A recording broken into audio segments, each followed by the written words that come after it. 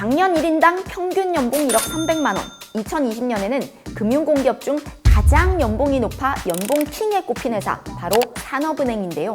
최근 산업은행에서 유행 아닌 유행이 된 이것, 퇴사입니다. 지난해 90명이 퇴사한 데 이어 올해도 26명이 회사를 그만뒀다고 하는데요. 퇴사 속도는 지난해 들어 급격히 빨라졌다고 합니다. 청년 백수가 50만 명으로 역대 최대에 이르는 이 시기, 이 신의 직장에서 발생하는 일입니다. 많이 망설여졌죠. 왜냐면은 지금 경기 상황도 많이 안 좋고 좀 시장에 좀 리스크도 많이 있는 상황인데도 또 이런 식으로 분위기가 간다면 그 리스크가 좀 더 크다고 생각을 해서 고심 끝에 이직을 했습니다. 좀 솔직하게 말씀드리면 이제 계속 개업으로서 존속하기가 좀 어렵다라는 그런 확신이 있었어요. 가면은 어렵겠다, 정말 어렵겠다라는 생각이 들어가지고 이제 퇴사를 결정하게 되었습니다.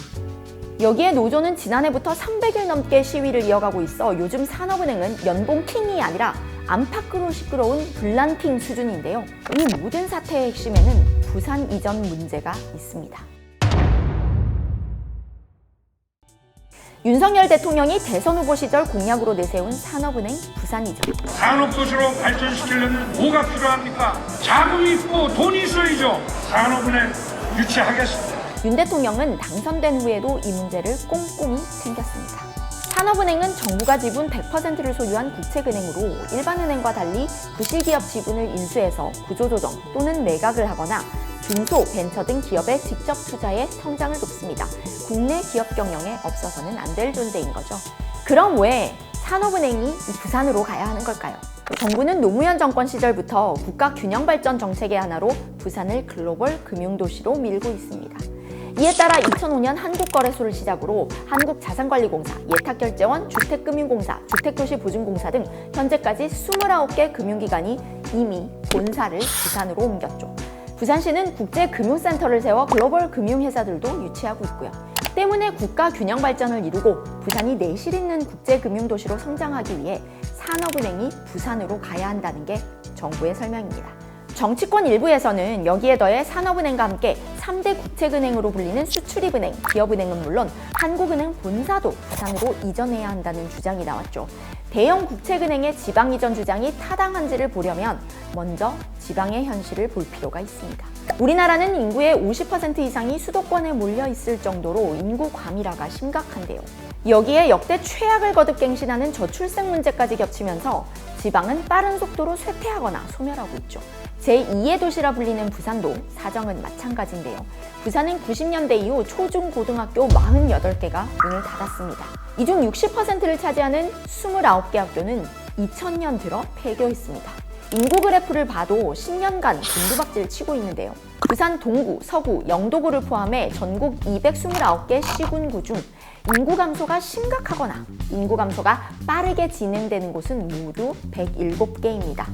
지자체 10개 중 절반에 가까운 약 5개인 셈으로 정부는 이들 지역에 2022년부터 10년간 1년에 총 1조 원씩을 쏟아부어 소멸을 막을 예정입니다. 산업은행 부산 이전을 주장하는 정치권에서는 부산 이전으로 2조 원 규모 생산 유발, 새 일자리 4만 개 창출 등의 효과를 볼 수 있다고 주장합니다. 하지만 부산 이전을 반대하는 전문가와 산업은행 근로자들은 산업은행과 거래하는 기업과 기관 90%가 서울에 있기 때문에 산업은행이 지방으로 이전하면 업무 효율과 경쟁력이 떨어질 것이라고 목소리를 높입니다. 금융산업이란 거는 직접 효과가 있는 거예요. 여러 기관들이 모여 있어야지 금융 시너지가 나고 그걸로 인해서 금융 경쟁력이 발달하는 거예요. 기업 뱅킹 같은 경우에는 워낙 다양한 이슈들이 있기 때문에 그냥 인터넷 뱅킹, 우리 개인 뱅킹처럼 단순하지가 않아요. 예를 들어 1조짜리다, 2조짜리다 이런 거를 진행을 하는데 그냥 단순하게 채팅이나 인터넷 뱅킹으로 할 수 있을까요? 수십 번의 회의와 수십 번의 검토가 이루어져야 되는 거예요. 저희 올해 수익 내서 작년에 수익 내서 1,500억 정도 정부에 배당은 했습니다. 2021년 같은 경우에는 8천억 넘게 저희가 배당을 했고 공공기관 중에선 저희가 1위였어요. 시장에서 저희가 수익을 내서 이 수익을 바탕으로 정책자금, 정책금융기관이니까 정책자금을 뿌리는 데예요. 그러면 시장이 어디냐라는 거죠. 우리나라의 금융시장이 어디 있냐라는 거죠. 누가 보더라도 서울이에요. 그 보고서를 보니까 뭐냐면 그냥 저희가 너무나 단순한 거예요.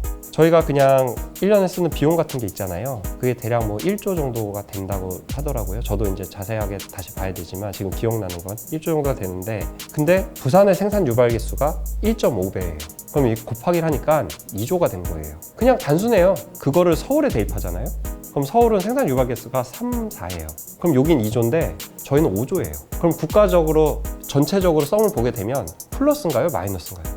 이게 과연 제대로 된 보고서인지 전혀 아니에요. 강석훈 회장한테 우리 제대로 논의를 해보자. 그리고 무엇이 과연 산업은행을 위한 길인지를 한번 얘기를 하고 그 다음에 이거를 진행하자라고 했었거든요. 제가 전혀 대화를 막아놓은 게 아니었습니다. 근데 지금 아무런 논의도 없어요. 지금 말씀하신 기자님께서 말씀하신 그런 논의조차 없이 그냥 부산 이전을 해야 된다는 거예요. 윤석열 대통령의 공약사항이기 때문에라는 게 답인 거죠. 토론 좀 해봤으면 좋겠어요. 진짜 본격적으로 한번 대화해서 산업은행이 국가균형 발전을 하기 위해서 해야 될 역할이 부산 이전이냐 아니면 또 다른 방법이 있냐, 그거를 좀 얘기해봤으면 좋겠고요. 그리고 산업은행이 거기서 이바지하는 게 부산 이전이라고 한다 그러면, 제대로 논의해서 부산 이전으로 결론이 난다 그러면 받아들이겠습니다. 산업은행 노조에 따르면 부산 이전 문제 때문에 연봉킹, 신의 직장이라 불리던 곳을 떠나는 직원들이 줄을 잇고 있습니다. 산업은행 퇴사자는 윤석열 대통령 후보의 부산 공약이 나오기 전 2개 연도에는 연간 30-40명 수준에 머물렀습니다. 그러나 윤 대통령 후보의 공약이 나오고 윤 대통령이 당선된 2022년에는 퇴사자가 9명, 올해 3월까지 26명에 이릅니다. 신입행원 공채 경쟁률도 하락세를 보이고 있습니다. 산업은행 이전을 둘러싼 논쟁에는 정치적 셈법도 작용하고 있습니다. 산업은행 부산 이전은 2020년 총선, 2021년 지방선거, 2024년 총선 등 선거 때마다 떠오르는 단골 이슈입니다. 마치 선거 때마다 신공항 건설 이슈가 나오는 것과 비슷하죠. 산업은행은 부산 이전 문제에 대해 여당 쪽은 대체로 찬성, 야당 쪽은 반대 기류를 보이는 것으로 알려졌지만 여야를 가리지 않고 부산의 지역구를 둔 의원들은 부산 이전을 강력히 주장하고 있죠. 산업은행이 부산으로 이전해야 된다는 건 첫째 이유는 뭐냐면 부산을 금융중심지로 이미 지정을 했고, 그래서 하고 몇 가지 금융기관이 왔는데 좀 더 활성화시키기 위해서도 필요하고, 그리고 지방 분권 시대에 맞춰서 지방을 좀 살리고 고용도 창출하고 하기 위해서 부산으로 이전하겠다는 공약도 있었고, 또 그런 당위성을 가지고 부산에서 움직이고 있습니다. 그런 식의 논리라면 모든 게 우리 수도권이 서울에만 있어야 된다는 논리인데 거기엔 쉽게 동의하기 어렵고요. 지금 뭐 글로벌 시대고 외국에서도 한국에 다 찾아오고 부산이라는 데가 어디 장관백제 시골도 아니고 이미 상당수의 금융기관도 와 있고 뭐 그래서도 이전해서 잘 되어가고 있고, 이런 상황에서 지금 산업은행만이 아니고 수출입은행이나 다른 은행들 그리고 그에 따른 또 일반 금융기관들도 상당히 좀 모을 생각이기 때문에 아마 산업은행이 온다면 직접 효과가 더 커지지 않나, 우리가 그렇게 생각하고 있습니다. 그 대목이 제일 안타까운 대목입니다. 뭐 부산을 이전을 대통령이 공약하셨고 국정과제로 채택이 돼 있기 때문에 간다는 걸 전제로 할 수밖에 일단 없다고 보고요. 산업은행 회장을 만나보니까 그 이야기를 하시더라고요. 아예 노조에서 마스크 끼고 돌아 앉아 있고 뭐 이런 식의 액션, 그다음 대화 자체가 안 된다. 그러니까 뭐 그걸 어떻게 뭐 설득이나 설명이나 노조이 곤란하고, 그럼 노조도 이쪽에 대해서 설득을 해줘야 될 거 아닙니까? 산업은행 노조에서 제가 발언할 때마다 노조에서 뭐 어떻게 했는지는 모르지만 문자 폭탄 한 1000개씩 옵니다. 제가 매일. 이런 자체가 이미 노조에서는 기정사실화 해놓고 반대를 위한 반대를 하고 있는 거 아닌가, 이런 거고요. 두 번째는 제가 일전에 대정부 질문에서 총리님께 그 말씀을 드렸어요.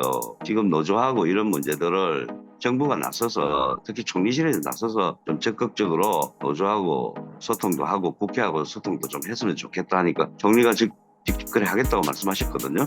그래서 아마 노조를 하고 이 대화는 문은 열려 있고요. 회장도 끊임없이 노력하고 있습니다. 그리고 아마 총리실에서도 노조와 대화를 하기 위해서 애를 쓸 겁니다. 저는 좀 노조에서도 그렇고 전체적인 금융산업 전반에서 좀 지방 분권 시대에 맞춰서 조금 열린 마음을 가져달라는 말씀을 드리고요. 대한민국 경제 활성화를 위해서 좀 대승적인 차원에서 판단을 해달라, 그 말씀을 꼭 드리고 싶습니다. 부산 일부 시민단체는 아예 부산 이전에 반대한다면 2024년 총선에서 단 한 석도 기대하지 말라며 정치권을 압박하고 있습니다. 이런 가운데 산업은행 이전을 위한 행정 절차는 착착 진행되고 있는데요. 산업은행은 지방으로 이전할 공공기관 목록에 산업은행을 포함시키는 내용의 검토 보고서를 3월 27일 금융위원회에 제출했습니다. 이 보고서가 국토교통부를 거쳐 국가균형발전위에서 통과가 되면 산업은행은 지방으로 이전할 수 있는 기관으로 지정돼 부산 이전을 위한 행정적 요건이 마련되는 겁니다. 여기에 산업은행 본점을 서울에 두도록 한 한국산업은행 기본법을 수정한 개정안이 국회에서 통과되면 이전을 위한 법적, 행정적 절차가 모두 마무리되는 건데요. 이전에 반대하는 산업은행 노조는 소송을 통해서라도 행정 절차를 최대한 저지하고 정치권을 설득해 개정안 통과를 막겠다고 합니다. 산업은행 부산 이전을 둘러싼 갈등의 끝에 어떤 결말이 기다리고 있는지는 아직 누구도 예상할 수 없습니다. 다만 어떤 방향의 결말이든 논란의 당사자인 산업은행 내부의 갈등이 커지기보다는 봉합되는 방향으로 가는 것이 국가 균형 발전이나 산업은행과 한국의 국제 금융 경쟁력을 위해 도움되는 방향이라는 생각이 듭니다. 오늘 이야기는 여기까지입니다. 다음 시간에도 쉽고 알찬 뉴스로 찾아뵙겠습니다.